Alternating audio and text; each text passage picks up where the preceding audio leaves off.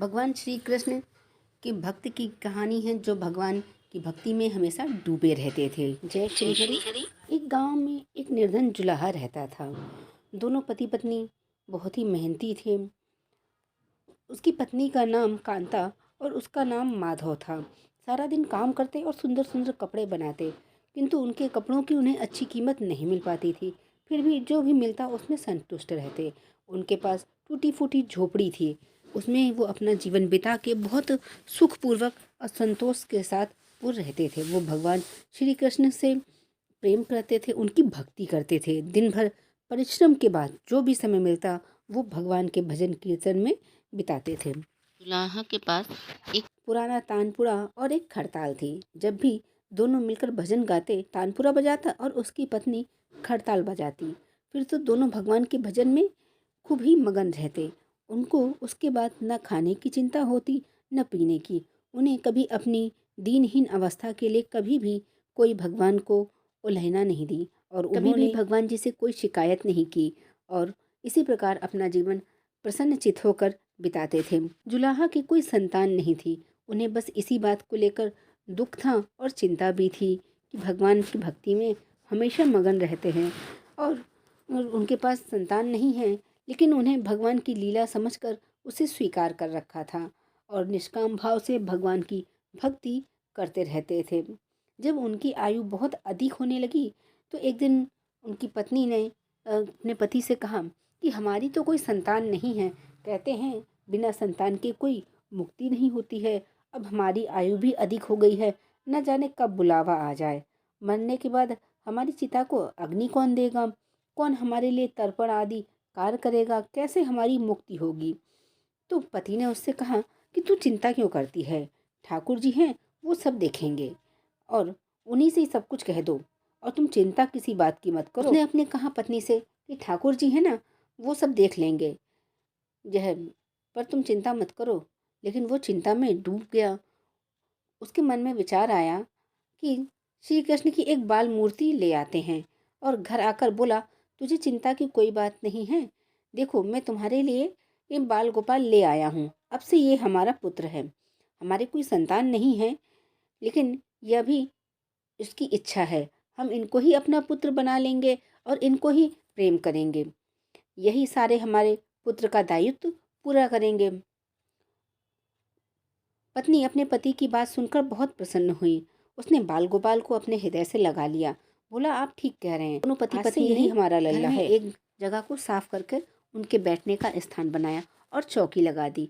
उस पर अपने बाल गोपाल को बैठा दिया।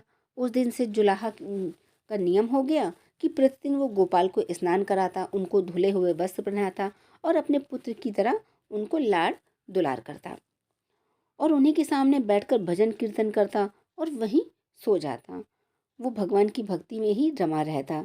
जब भी अपने काम से फुर्सत पाता तो वो भगवान की ही भक्ति करता, और उसने नियम बना लिया था भगवान को खिलाना पिलाना सुलाना झुलाना, सारा नियम उसने बना रखा था। और वो भगवान की भक्ति में इतना लीन हो गए कि स्वयं को भूल गए थे।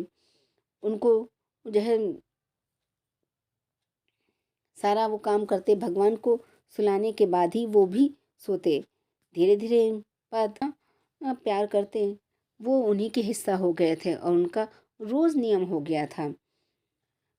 उनकी पत्नी रोज बालकृष्ण को अपने हाथों से भोजन कराती।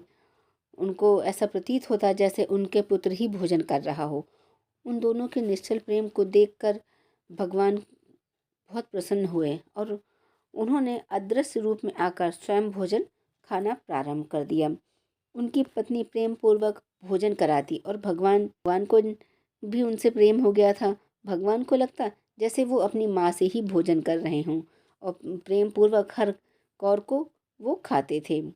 भगवान कृष्ण स्वयं उनसे खूब प्रेम करते और वो भी भगवान के प्रेम में वशीभूत उनकी लीला का आनंद लेती। कभी भी वो ये समझ नहीं पाई कि बाल गोपाल उनके हाथ से भोजन करते हैं। एक दिन की बात है कि उसकी पत्नी अपने कार्यों में इतनी बिजी हो गई कि वो भगवान को भोजन कराना भूल गई, और गर्मी का समय था। दोपहर में पति पत्नी कार्य करते करते थक गए और बिना भोजन किए ही सो गए। उनके सोए हुए कुछ देर भी नहीं हुई थी कि उनको आवाज़ सुनाई दी, मैया बाबा मुझे भूख लग रही है। दोनों हड़बड़ा कर उठे और हर तरफ देखने लगे कि ये आवाज़ कहाँ से आई, किंतु कुछ भी नहीं दिखाई दिया। तभी अचानक उनको लल्ला की याद आई। आज उसने अपने लल्ला को भोजन नहीं कराया था। वो जल्दी जल्दी उठी, दौड़कर लल्ला के पास पहुंची और बाल गोपाल का मुख कुम्हलाया हुआ था। इतना देखते ही दोनों पति पत्नी उनके चरणों में गिर गए।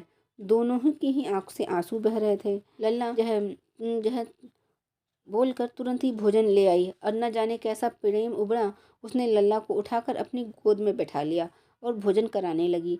दोनों पति पत्नी रोते जा रहे थे और लल्ला को भोजन करा रहे थे, साथ ही बार बार उनसे अपने द्वारा हुए अपराध को क्षमा मांग रहे थे।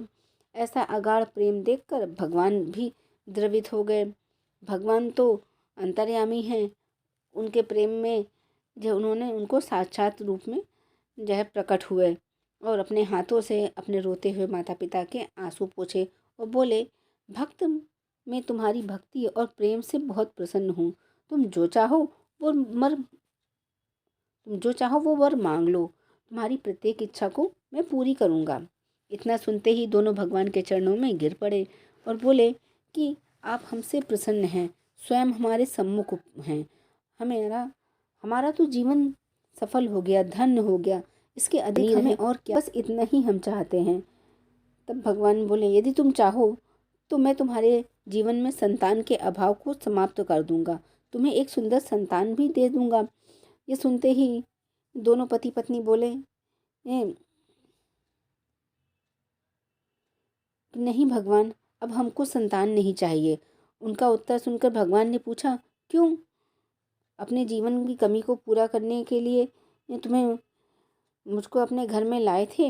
यह सुनकर वो बोले, हाँ प्रभु, हम आपको अपने जीवन की कमी को पूरा करने के लाए थे, लेकिन यदि हमको संतान प्राप्त हो गई तो हमारा मोह उस संतान के प्रति हो जाएगा और हम आपकी तरफ अभी की तरह आपकी सेवा नहीं कर पाएंगे। उनका प्रेम और भक्ति का भगवान करुणा से भर उठे। भगवान के विचारों को सुनकर भगवान के आंखों में आंसू आ गए। वो बोले, हे मैया, हे बाबा, मैं यहाँ तो आया था ऋण को उतारने, किंतु आपने मुझको सदा सदा के लिए ही ऋणी बना दिया है। मैं आपके प्रेम का यह ऋण कभी नहीं उतार पाऊंगा। मैं सदा आप दोनों का ही ऋणी रहूंगा। मैं तुम्हारे प्रेम से अत्यंत प्रसन्न हूँ। आपने मुझे निर्मल प्रेम में बांध दिया है। मैं तुम्हें वचन देता हूँ, आज से तुम्हारे पुत्र के रूप में तुम्हारे समस्त कार्य पूर्ण करूँगा। तुम्हें कभी भी अपनी संतान का अभाव नहीं होने दूंगा। तुम ये तो जानते ही हो कि मेरा वचन कभी असत्य नहीं होता। ऐसा कहकर भगवान जो है बाल गोपाल की प्रतिमा में विलीन हो गए। उस दिन से माधव और कांतों का जीवन बिल्कुल ही बदल गया। उन्होंने सारा काम धंधा छोड़कर सारा दिन बाल गोपाल का भजन कीर्तन और उनकी सेवा करने लगे। भजन करते हुए उनको न भूख सताती न प्यास लगती। उन्हें सभी प्रकार को इच्छाओं का पूर्ण रूप से त्याग कर दिया। अब उसका पति भी खाली लड्डू गोपाल के लिए, बाल गोपाल के लिए ही सारा काम करता और वो कुछ नहीं करता। भगवान के लिए ही वो वस्त्र बनाता, भगवान का ही ध्यान करता। जब भी उसे कोई परेशानी होती तो भगवान बालक के रूप में आके उसके सारे कार्य पूर्ण कर देते। दोनों दंपत्ति गांव में चर्चा का विषय बन गए, किंतु गांव में कोई भी यह नहीं जान पाया कि वह बालक कहाँ से आता है, कौन है और कहाँ चला जाता है। धीरे धीरे ये बात बढ़ने लगी। बहुत समय व्यतीत होने पर दोनों दंपत्ति बूढ़े हो गए और भगवान की कृपा उन पर बनी हुई थी। उनके आयु का समय पूरा हो चुका था। भगवान को जब इस बात का ज्ञान हुआ तो उन्होंने एक दिन उनका समय पूरा होने वाला था। एक दिन दोनों ने भगवान को पुकारा। भगवान तुरंत आ गए। उन्होंने इनकी इच्छा पूछी तो दंपति ने भगवान के चरणों में प्रणाम किया और अपने पूर्ण जीवन में आपसे कभी कुछ नहीं मांगा, किंतु अब अंतिम समय आ गया है, इसलिए आपसे कुछ मांगना चाहते हैं। भगवान बोले, तुम्हारी जो भी इच्छा हो तुम निसंकोच मांग सकते हो। मैं तुम्हारे वचन देता हूँ कि मैं तुम्हारी इच्छा को पूर्ण करूँगा।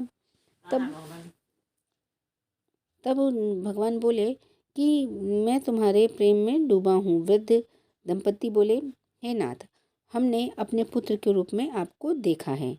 आपने भी पुत्र के समान हमारी सेवा की है। अब वो समय आ गया है जिसके लिए कोई भी पिता पुत्र की कामना करते हैं। तो हे प्रभु, हमारी इच्छा है कि हम दोनों पति पत्नी के प्राण एक साथ निकलें। तो हे प्रभु, जिस प्रकार एक पुत्र अपने माता पिता का अंतिम क्रिया करता है और उसको मुक्ति प्रदान करता है, उसी प्रकार जो है, हे प्रभु, आप हमारा अंतिम क्रिया करें। आपने अपने हाथों से हमें मुक्ति प्रदान करें। श्री हरि दोनों की इच्छा पूर्ण करने का वचन देते हैं और बाल गोपाल के विग्रह में विलीन हो जाते हैं। अंत में वह दिन भी आ जाता है जब जीव को यह शरीर छोड़ना पड़ता है। दोनों वृद्ध दंपति बीमार पड़ गए। दोनों की भक्ति की चर्चा पूरे गांव में थी, इसलिए गांव के लोग भी उनका हाल जानने उनकी झोपड़ी में आ गए। किंतु उन दोनों का ध्यान तो श्री हरि में रमा था। उनको पता ही नहीं कौन आया कौन नहीं आया। तभी एक चमत्कार हुआ। जुलाहे की झोपड़ी में एक तीव्र अलौकिक प्रकाश भर उठा। वहाँ सभी लोग उनकी आंखें बंद हो गईं। किसी को कुछ भी दिखाई नहीं दे रहा था।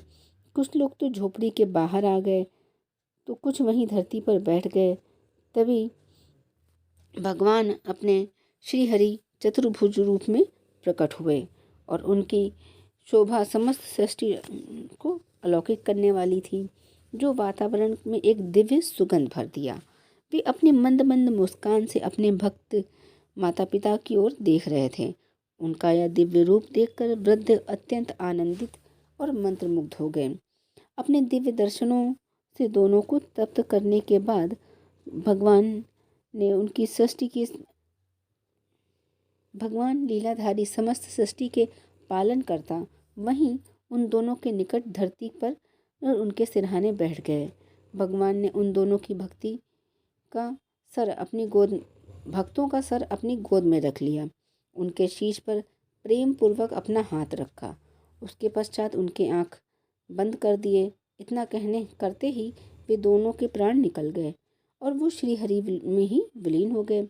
पंचभूतों से बना शरीर पंचभूतों में विलीन हो गया।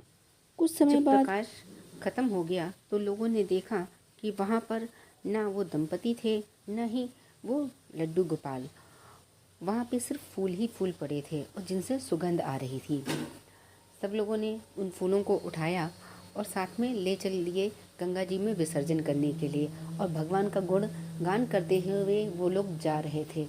तो उम्मीद करते हैं ये कहानी आपको अच्छी लगी होगी, जो भक्ति से परिपूर्ण है और भगवान की ओर ले जाती है। अगर वीडियो अच्छा लगा हो तो कमेंट सेक्शन में लिख के ज़रूर बताइएगा। जय श्री हरि।